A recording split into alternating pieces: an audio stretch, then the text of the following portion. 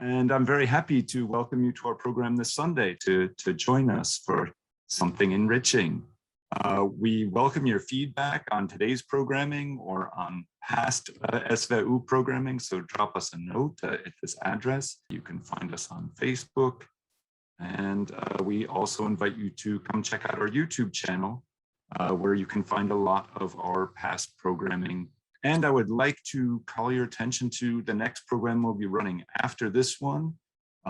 This is a joint venture in cooperation with DAHA, the Dvorak American Heritage Association.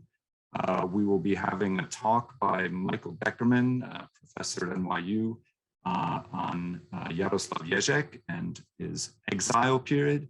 And if you've ever seen Michael Beckerman, or you know what a wonderful speaker he is, we're really looking forward to this program. I think it's going to be great. And that will be live in person at the Bohemian National Hall in New York City. So look for that and sign up for that event. And so with that, let me stop sharing and introduce our speaker for today, Dr. Hana Buddeus, an art historian who is currently a research fellow at the Institute of Art History of the Czech Academy of Sciences in Prague. Her research addresses the history of art and its relationship to photography. And she's one of the founding members of the Photography Research Center, known as SVF in Czech, at the Institute of Art History. She has co-curated the exhibition program at the Photograph Gallery in Prague. And she also co-curated the Prague Photograph Festival. She's a member of the editorial board of the Czech magazine Photograph, and she works as director of AMU Gallery in Prague. She recently edited a new book, Sudek and Sculpture, which is based on the catalog for the exhibition entitled Lovelies from the Files, Sudek and Sculpture, which is very much her topic for today. And this book features more than 600 pages and over 400 reproductions with texts by 7 different authors, and is available in English through the University of Chicago Press. So without any further ado, I would like to turn the floor over to our guest, Hana Buddeus. Thank you, Christopher, for the introduction. Good afternoon, ladies and gentlemen, and thank you so much, Susanna, for the invitation. It's a pleasure to present here what we have learned from the 5-year project on Josef Sudek. Let me first briefly introduce my position. I am art historian dealing with photography. And what I am interested in art history is somehow always related to photography as a means of circulation, distribution of art. It is always more about photomechanical reproductions rather than vintage prints, printing plates, publishing houses and magazines rather than artists' biographies, affordability and availability rather than high market price and rarity. Thanks to the pandemic situation, we have probably been experiencing a new turn to online distribution, art included. And as Robin Kelsey pointed out, those new moments always lead to new returns to history. Already some years ago, media archaeologists have become interested in old medias in order to obtain a richer horizon for understanding new medias in their complexity. And speaking about history of photography, we always find ourselves in between different fields of expertise. Media history, art history, business history, etc. What I can bring to this discussion is my knowledge in the 20th century art history and in the ways how art was circulated and documented by or through photography.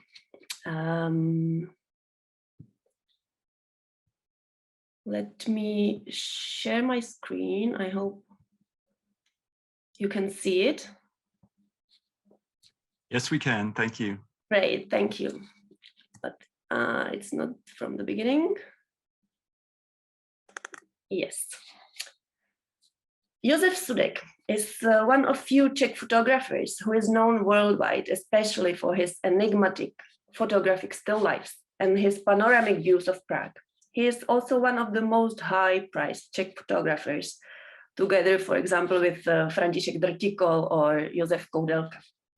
Although in the late 1920s, his studio at first offered portrait photographs, Sudek gradually moved toward commissions from artists, associations, publishers, and galleries, and specialized mainly in photographing artworks. Thanks to his interest in art and his friendship with artists, he soon gained a prominent position in this field. An amateur photographer already before the war, Sudek turned to photography in the early 1920s, when he studied photography at the State School of Graphic Arts in Prague.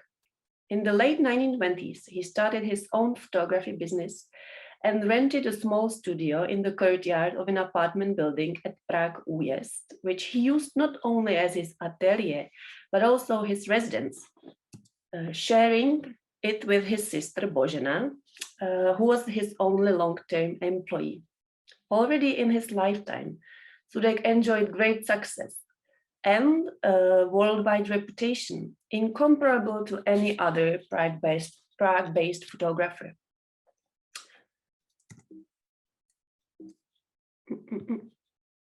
He's well known for his enigmatic black and white still lifes, his photographs of the misty window of his studio, panoramic views of the city of Prague, or landscape captured in the early springtime, and his passion for old-fashioned technology, large format negatives, or contact prints.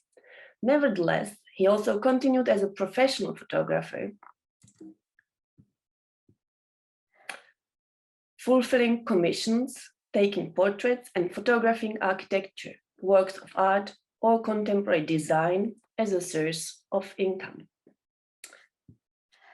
When Josef Sudek died in 1976, a decision was made to deposit a section of his estate, namely his photographs of works of art, at the Institute of Art History of the then Czechoslovak Academy of Sciences, which is now my home institution. I was lucky to take part in a 5-year Sudek project from 2016 to 2020, which brought together experts in art history, professional photographers and conservators to protect, preserve, research, evaluate, digitize, and publish the collection of his photographs of artworks. The collection consists of over 14,000 large format negatives and almost 6,000 original prints. It is only now, thanks to the initiative of Wojciech Lahoda and a major RAN project, that it has been newly deposited, digitized, catalogued, and made public. The project resulted in several exhibitions and publications, revealing some hidden aspects of Sudek's lifelong professional photographic career and interconnecting his commissioned photographs of artworks with his renowned photographic cycles. Anna Fárová, who catalogued Sudek estate in the 1970s and 1980s, also made a seminal contribution in the local context in terms of asserting the status of photography within the broader history of art. Her activities included the publication of monographs, building the photography collection at the Museum of Decorative Arts in Prague, teaching at the Department of Photography at Prague's Film and Television School of the Academy of Performing Arts, as well as a variety of projects organized as an independent curator.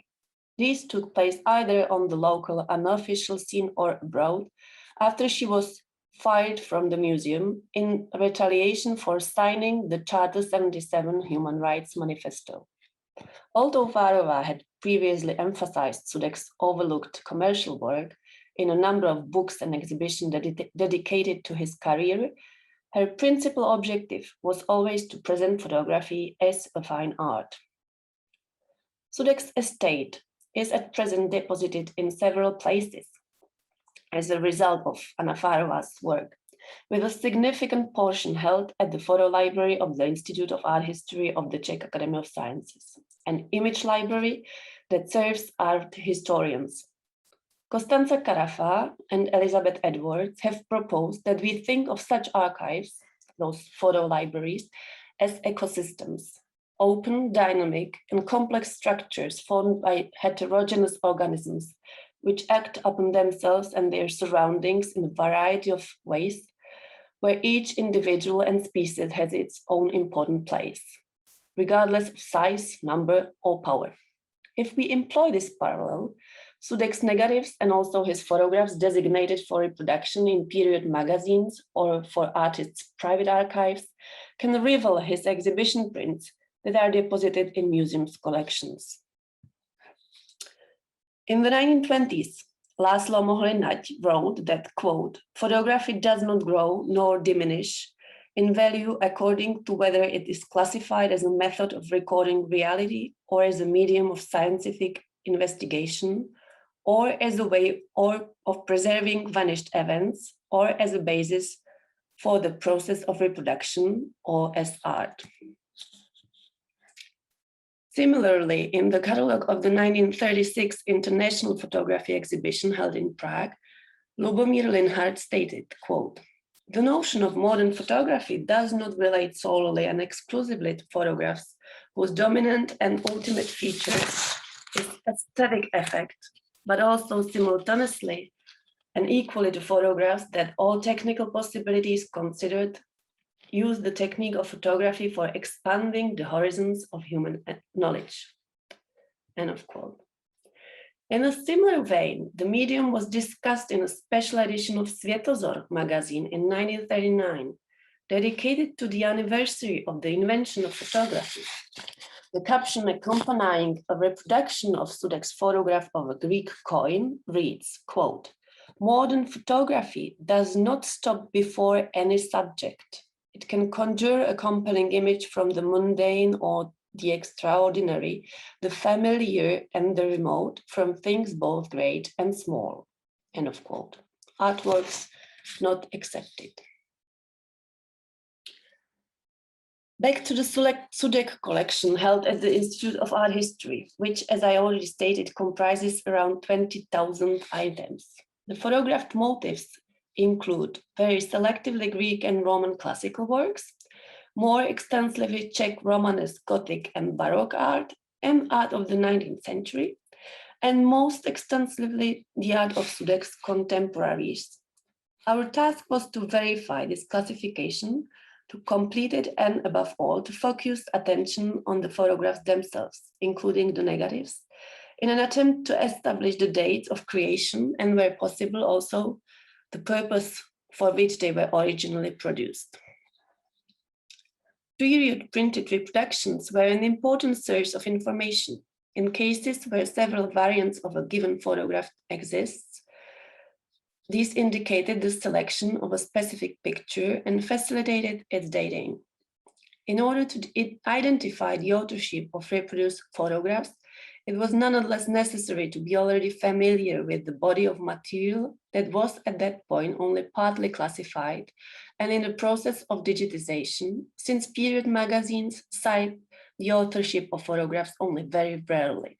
Thus, for example, Sudek's hitherto unknown photographs of French sculpture had to be cross-referenced with the catalogue of the exhibition French Modern Sculpture that was held in Prague, and based on this, we were able to date the photographs to 1935. We can find significant publishing houses, artists' associations, but also artists as private customers among Sudek's clients. Sudek took pictures at the exhibition venues in his own studio, but also in the artist studios. He took photographs for contemporary artists and art historians, but also for himself, as he called it. For example, his friendship with sculptor Hana Buddeus or architect Otto Rothmeier resulted in a photographic series which he took in their gardens, Garden of Mrs. Sculptor and A Walk in the Magic Garden series, and which are now valued not only by the art historians, but by the art market as well. It was through Sudek's friendship with artists that he also became an object of art. There exist dozens of his portraits and also portraits of his mother, Johanna Sudková, from different artists. In addition, Sudek photographed their studios, their exhibitions, took their photographic portraits or portraits of their children, and he gradually became art collector as well. This is his studio in 1938. You can see many paintings there, and there were many more. In many cases, he swapped artworks with his clients, artists' friends, who commissioned photographs of their works. Through this reciprocal economy, in which photography was used as a visual representation of an artwork, but also as currency, but not only, he was also buying. He gathered an invaluable art collection consisting of more than 1,000 of paintings, prints, drawings, and sculptures. The most represented in Sudek's collection was the painter František Tichý. Tichý asked Sudek to sell some of his works when he was in Paris in the early 1930s, but finally the result was that these works enriched Sudek's own collection, and Sudek became his main collector. From Paris, Tichý sent Sudek more than 70 letters, now stored at the Museum of Decorative Arts in Prague. Let me quote some parts from these letters to illustrate the intensity and complexity of their relationship.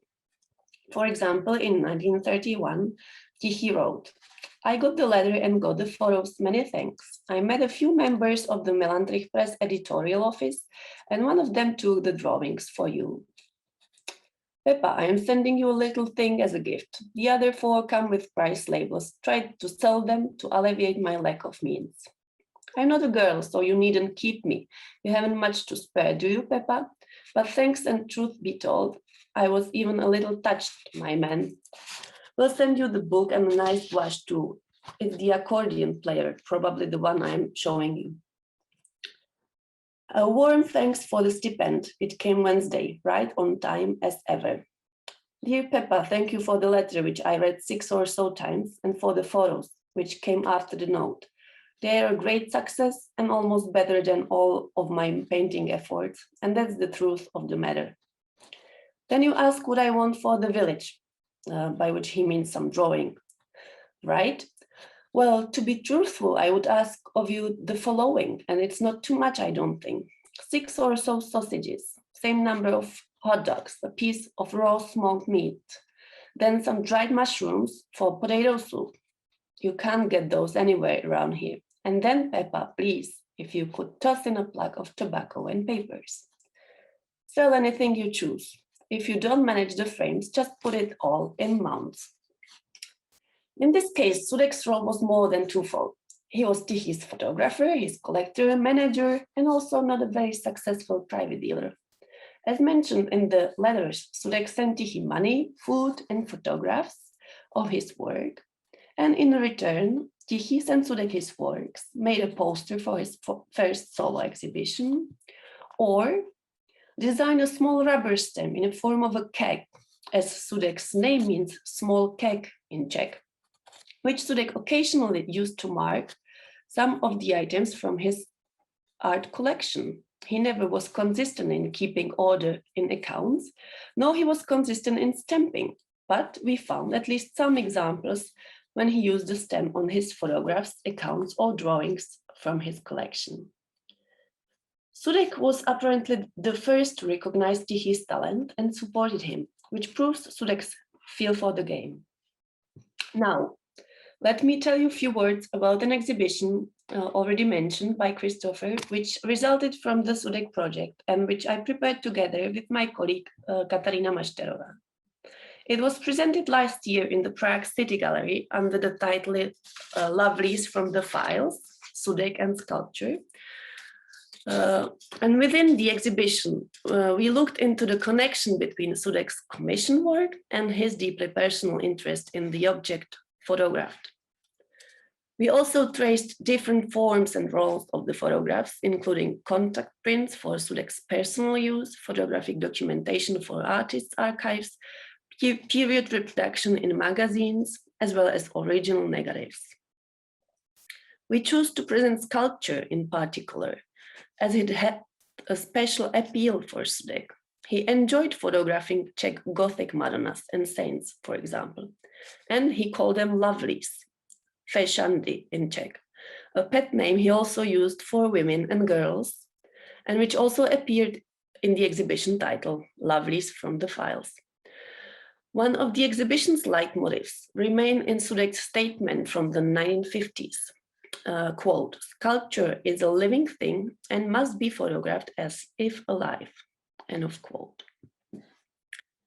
Some sculptures come to life in Sudek's photographs when the original meaning that the sculptor and his own epoch had embedded within the piece was newly brought into focus and transformed by the photographer's contemporary perspective. This occurs, for example, in his photographs of Matthias Bernhard Braun's Allegory of Chastity at Cook's, presented by Sudek at the 1938 exhibition Photography. It was the name of the exhibition, Photography, in Prague. At first reading, we may interpret these photographs as faithful documentary images of a Baroque sculpture. Upon closer scrutiny, in particular of the details of the veiled face, the viewer is prompted to abandon this purely documentary view of photography and to focus instead on the actual likeness of the sculpture of a woman representing innocence, whose face is concealed from us, for it is precisely this aspect that might have drawn Sudek's attention. And not only Sudek's. The subject appears in the work of many artists during both the interwar and post-war periods. Sudek himself would later photograph several veiled women, where the motif of Braun's sculpture was brought to life as a living human being transformed by photography into an image. To Sudek, the veiled woman represented a form of memento mori. A premonition of these motifs appears in his memories of the First World War, when he served in Italy, of the fever-ridden night when his right arm was amputated after a grenade hit him. Quote, "I remember seeing death then. Suddenly, a door opened across the room and a headless figure walked in. Well, I guess it must have had a head, but it was probably all bandaged in white, and the body was draped in a sheet like a shroud. I knew it was death, so I grabbed a glass from the bedside table and flung it against her and screamed that I didn't want to die. In the morning, I had no fever at all." End of quote. Sudek's photographs of Braun's Baroque sculptures taken around the mid-1930s can be thus read as a fixation of the gaze that saw the veiled woman not as an allegory of Christian chastity, but as a vision of war and death. This theme would have been resonant also in regard to the Gothic renderings of the Mater Dolorosa and Pieta, and can also be found in Vincent Smakowski and his Girl with a Child, which Sudek also photographed. Sudek's special affection for sculptures went beyond the commission and also projected onto how he presented his works in exhibitions. There is an interesting shift between how he dealt with this in the 1930s and later in the 1950s. In the 1930s, he, for example, presented the very same shots as part of his exhibition presentations, which he originally took for period art historical publications. But when photographing his series from Prague's Lapidarium in the 1950s, his approach was different. Again, he photographed the artifacts for an art historical publication, but changing the camera and the angle a little, also for his own purpose. This resulted in the series Walk in the Lapidarium, which he presented for the first time as part of his solo exhibition in 1958. If the reproductions meant for publication were strictly used as a form of documentation, as a window through which we can appreciate the depicted work, in his photographs intended for exhibitions, he drew our attention to the medium of photography itself. To achieve this, he used a large-scale camera and made contact prints, revealing not only the photographed image, but also all the imperfections of the edges of the negative. To mention yet another example of intersection between his commissions and his private interest in photographing sculpture, I am showing his photographs of the Allegory of Vltava, the so-called Tereska. He took the pictures in his own studio, using the same lights he used when photographing nudes, and put his effort in finding a flattering point of view of a woman in clay. In this case, he decided to use one of these pictures in the first monograph summarizing his work, published in 1956. We opened the exhibition with a panel containing 80 photographs, which showed what we called heads, portraits, photographs of sculptures, which Sudek usually took in the same studio and behind the identical backdrop he used when taking portrait photographs of people. In particular, when photographing realistic busts, it seems as though Sudek was testing the boundary between photographing a sculptural portrait and making a portrait of a living person, honoring his already mentioned statement that, quote, sculpture is a living thing and must be photographed as if alive, end of quote. At the same time, this panel of 80 photographs showed the wide variety of different sculptural styles, which Sudek was familiar with through his commissions, ranging from antiquity through medieval, Baroque, and 19th century sculpture to the contemporary art of his times. Sorted not by the themes represented, but by the photographs' inventory numbers, it also mirrors the structure of the Sudek collection housed at the Institute, which we now present in its entirety in an online database. Let's talk about the database now, thanks to which Sudek's photographs are now returning into circulation. As already mentioned, a substantial part of the collection consists of large format negatives, both glass and plastic. Although these were available in the past in the form of reproductions made on demand, given their number and fragility, it was previously out of the question to browse through all of them individually.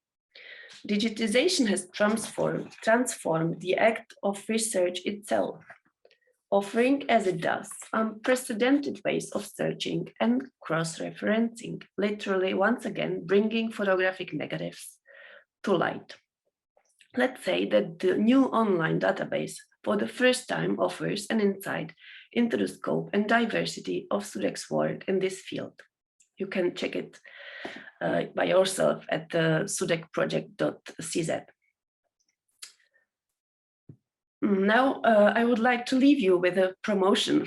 I would like to invite you to explore not only the website, but also the book which accompanies the exhibition and is now distributed through Chicago University Press, as was already stated. It consists of essays on Sudek and sculpture, information on his most important customers in the field, and about 400 reproductions. Our aim was to use photographs in as many different ways as possible to show them in full bleed, but also to point out all their different material forms, contact prints, negatives, as well as period reproductions, and also not to use them as mere illustrations, but to tell their unique stories through a curated photographic series which accompanies each of the essays that we wrote together with Katarina Mašterová and other colleagues. The first essay borrows the popular metaphor of the legendary sculpture Pygmalion, whose love brought a statue to life, and develops the idea that photography animates sculptures. The second essay discusses the possible readings of Sudek's fascination with torsos, ruins, and fragments. Then the third essay is dedicated to a photographic subject par excellence, light and shadow. And the fourth essay elucidates the scope of the collection of photographs of artworks and the significance of this entity as a specific kind of archive. The thematic part of the book closes with a text evaluating the collection housed at the Institute of Art History from the point of view of conservation. The second part of the book is dedicated to cameos of the people or subjects, entities who commissioned photographs from Sudek, starting with his artist friends, sculptures as Hana Buddeus, Bedřich Stefan, or Josef Wagner, and ending with the major publishing houses of the era. My today's contemplation on Sudek and his photographs of works of art would not be possible without the efforts of all those who have contributed to the project for several years. I hope that my colleague Katarina Mašterová joined us already or will be able to join us for the Q&A. Our research work would not be possible without the support of professional team and the dedication of the photographers who processed the scanned positives and photographed large format negatives, without the conservators who labored to ensure that the photographs and negatives are preserved for the future, without the staff of the photo library who oversaw the entire digitization project, and all the interns and volunteers who updated and uploaded all the data into the system. And of course, without the support of the Institute of Art History under its current director, Tomáš Vindr. We offer the unique opportunity of being part of this project, above all to our professor, Vojtěch Lahoda, who unfortunately died in 2019. And all that has been achieved is largely thanks to him and to his inspiring approach to the history of art. Thank you.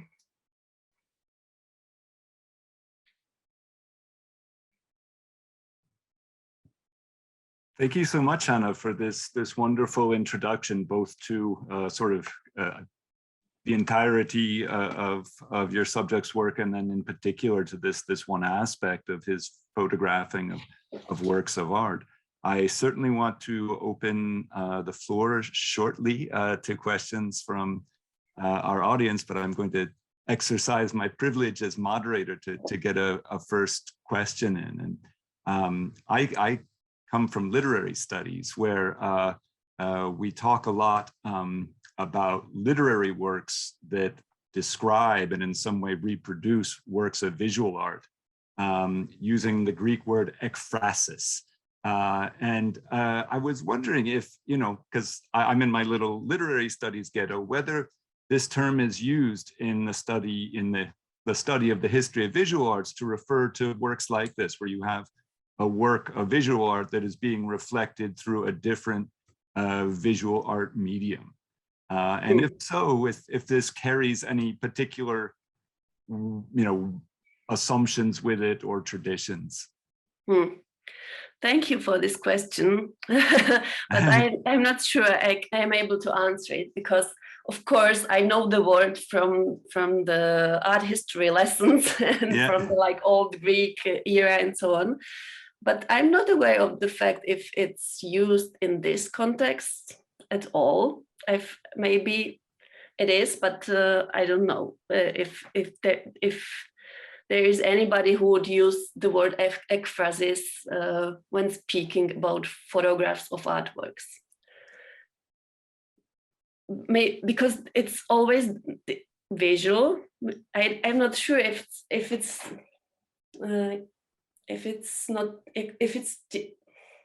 comparable, because you don't translate it to words, you just maybe also translate it, but in some other media. I don't know. Well, maybe if I could. Interesting, definitely. If I can try a little follow-up question. Again, my frame of reference is to, ekphrasis, in which typically a writer is trying to get at something particular about the technique that the artist was using in the word that inspired, the writer, and is trying to somehow reproduce that in the form of words. And yet, I feel like the case you're emphasizing with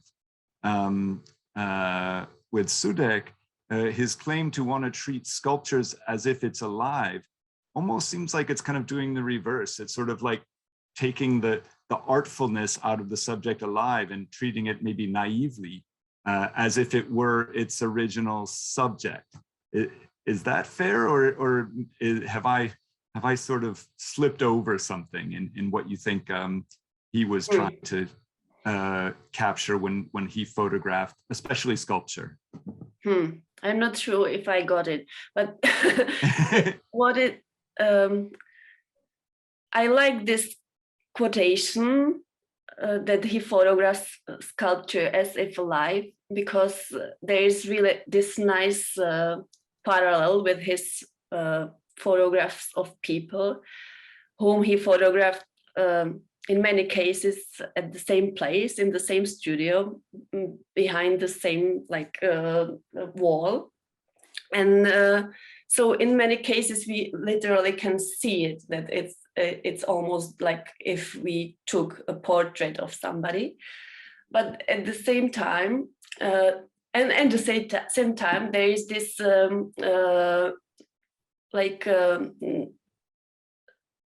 many people recall that he was not really happy with photographing people because they were moving and they didn't like certain photographs and so on. So it seems like photographing sculpture for him was much better than photographing people, because sculptures didn't move at all and he could take his time. And this is something which relates to what we already talked with Susanna about, that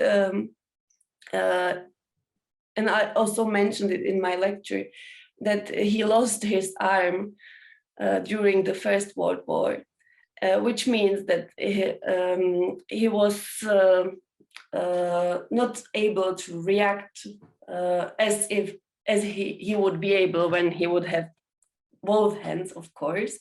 And also he used those old cameras, old big cameras, which he could put on tripod and then use his one hand to take the photo. And he can take his time. Quite usually he took, the exposure took some half an hour or something like that. So it was really something different than is what we usually want from a photographer who takes photos of people or like those ID photographs and etc. But I'm sure that I didn't answer your question at all. Oh, I think you have, and you certainly filled in a lot of what I wanted to know about his approach to his subject. So thank you. We have a question that came in on the chat from our mutual friend, Václav Perez. Says, "Ahoy Hanko, thank you for this lovely presentation. Among the Sudek portraits, there were some pictures of masks, perhaps African masks. Did Sudek write anything about these or his motivations in photographing them? Did he have any theory of so-called primitive art?" Yeah, it's there is no like kind of Sudek's own texts or personal notes, not that much. It's really rare. And what we have some interviews with him, which, for example, Jaroslav Anděl made an interview with Sudek in 1970s, where he asked many of like important questions, and we are happy that it exists. But concerning like those very specific topics, we don't know much. And in this case, we know that it was a collection of African masks, which was brought to Czechoslovakia by Joe Hloucha, I guess, if I remember it well. And it was exhibited in Prague, and that was why Sudek took picture of it. It was not like, in many cases, it was not like his decision to take picture of some artwork, but in most of the cases, it was a commission, and he was asked to do it. Yeah.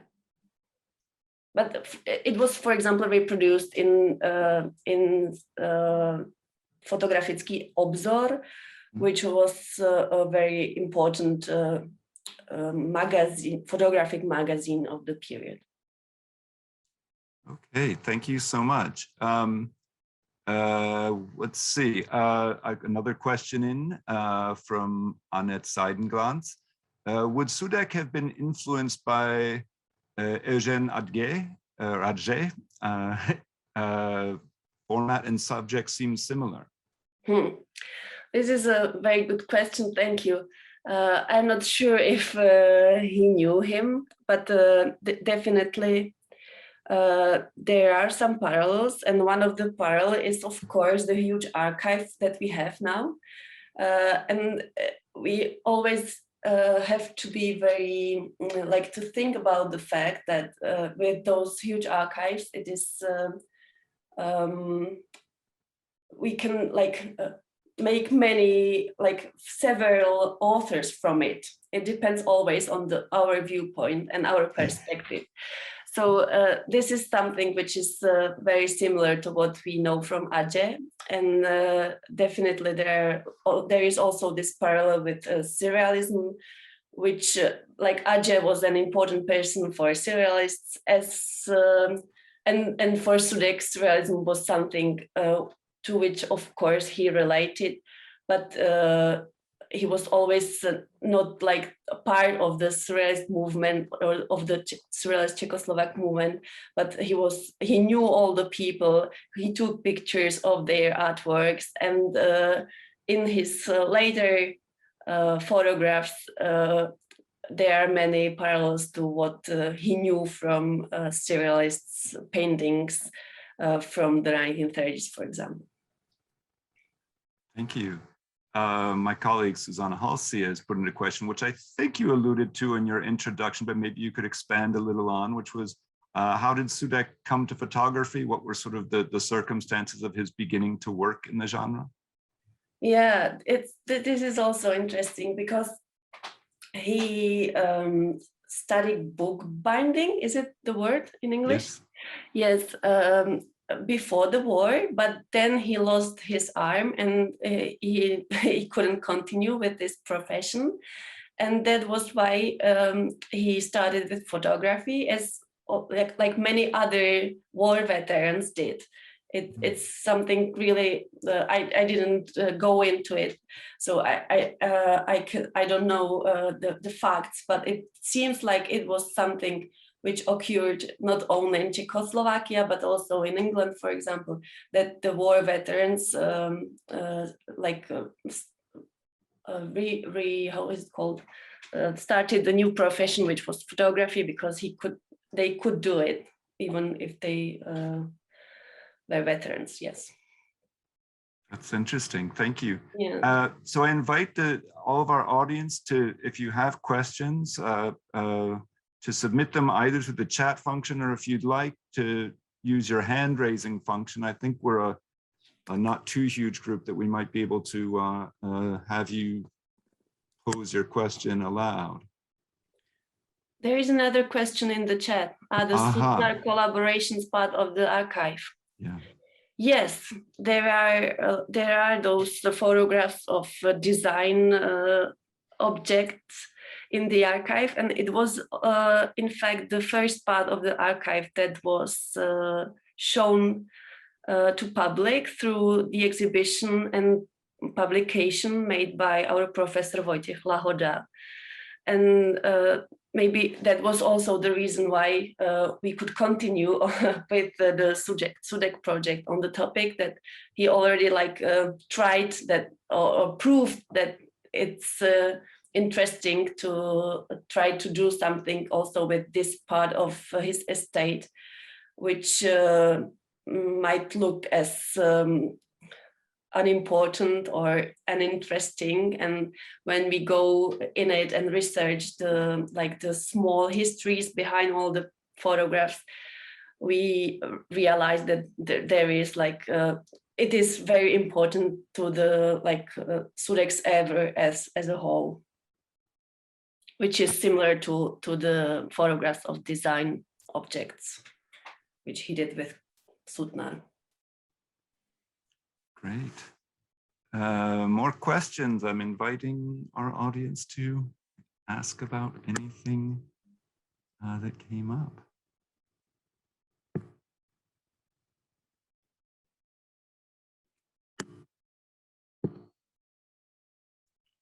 Well, I don't see anything in here right now. So I will say thank you. Oh, one came in.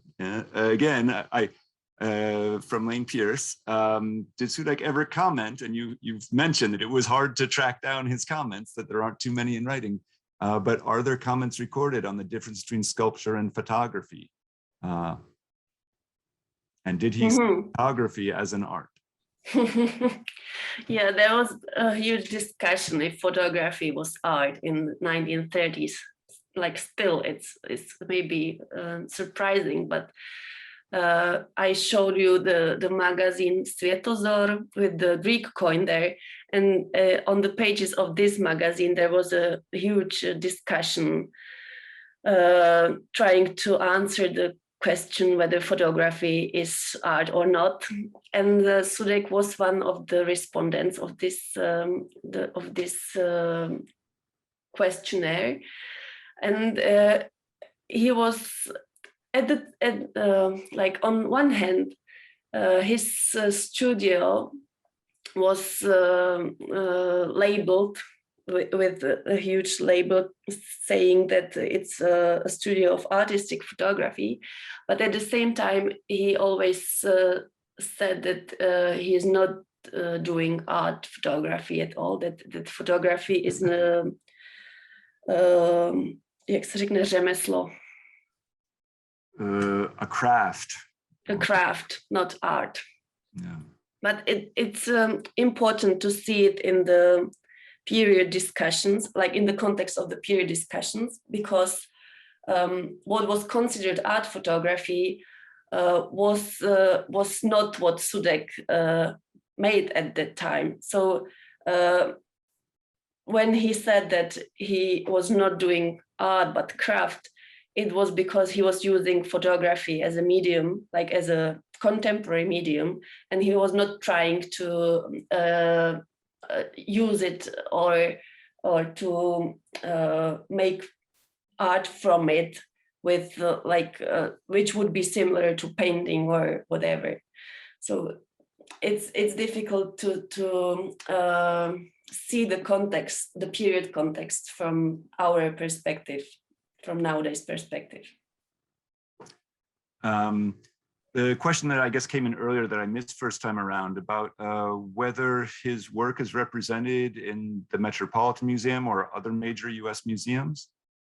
Yes, it is. We checked it before the lecture that he is represented in the Museum of Modern Arts in New York, and definitely also in other institutions, because when I showed you the photo showing him and his sister Božena on the Hračanské Square, this photo was taken by Sonia Bulati, who was at the time a young girl, a Jewish girl, who came to Sudek's studio after the Second World War, and she lost her parents during the Second World War, and she was totally alone, and Sudek gave her some work, and she became like part of his studio at that time.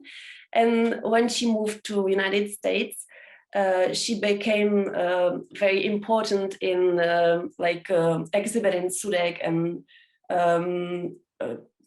giving Sudek importance in the United States of America. So yes, he's definitely represented in many institutions. Wonderful, thank you. Another question asking whether you think Sudek was trying to document Czech culture, and I guess up to you how you want to read that question, whether he was specifically after Czech works of art or whether you see him as someone trying actively to document. It was a result of his work on commission, but it was not his aim, I would say, because actually, of course, yes, the most of the exhibitions in the 1930s, which was the period when he took most of the photos of artworks, it was mostly Czech art or Czechoslovak art, which you can see in the galleries. But if there was an exhibition of French modern sculpture, for example, he of course took also pictures of the French modern art, or of Picasso's exhibitions in Prague, or Spanish art, etc. But yes, mostly it was Czech culture, because that was what was there. And yeah, and he didn't travel, so it was always like mostly Prague, and some in some few examples also other cities in Czechoslovakia.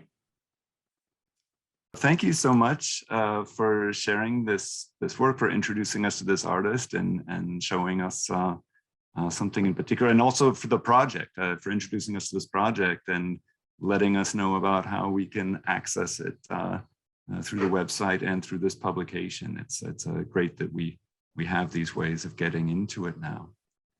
And so just to wrap up, I'd like to remind people to do join us for our next event on November 29th. What a great way to bounce back from that lethargic Thanksgiving Day weekend to come on the 29th to the Bohemian National Hall for our event with Michael Beckerman on Ježek in Exile. So thank you, Hana. Thank you to our audience for coming. And we hope to see you again soon at another SVU event. Thank you so much for the invitation. Enjoy the afternoon or evening or what you have. Great, thank you. Bye. Ciao.